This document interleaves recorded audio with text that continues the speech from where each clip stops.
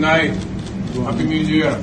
The late-night perp walk marking the remarkable fall from grace for the Venezuelan dictator Nicolas Maduro, now being held in a Brooklyn jail to face charges tied to narco-terrorism. He was captured during a bold military operation in Venezuela's capital early Saturday that involved over 150 aircraft. President Donald Trump watched the attack from Mar-a-Lago along with key members of his cabinet. At a news conference Saturday morning, he did not rule out a second wave of attacks, saying he was, quote, not afraid of boots on the ground, also making this remarkable statement about the future of Venezuela.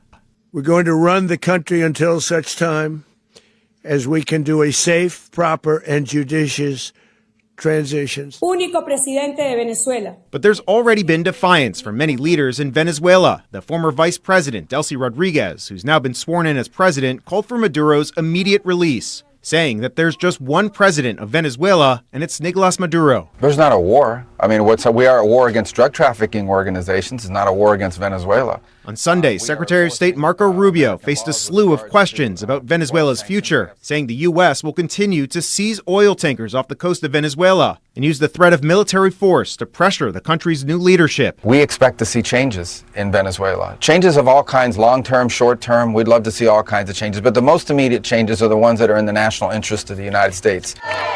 Many Venezuelans who were forced to flee under Maduro's oppressive regime have been hoping for his removal for years, which is why there were many celebrations from the Colombian border to southern Florida, where there's a heavy Venezuelan population. There's tears in my eyes. We've been waiting for this moment since 1998.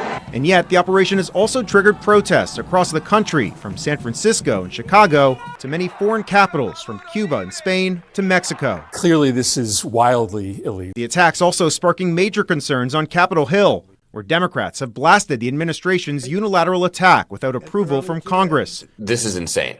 What the hell are we doing invading Venezuela? Massachusetts Democrat Seth Moulton, who served as a Marine during the Iraq War, spoke with Spectrum News about his concerns about this attack. Why is it that Trump has so many thousands of Marines off the shores of Venezuela today? What does he intend to do with them? I'd be very concerned as a parent of one of those Marines. And all eyes now move to Manhattan, where Maduro is set to be in federal court on Monday. He'll get his arraignment in front of a federal judge, just like any other defendant, even as this case will be like any other. Reporting here in Washington, I'm Evan Koslof, Spectrum News.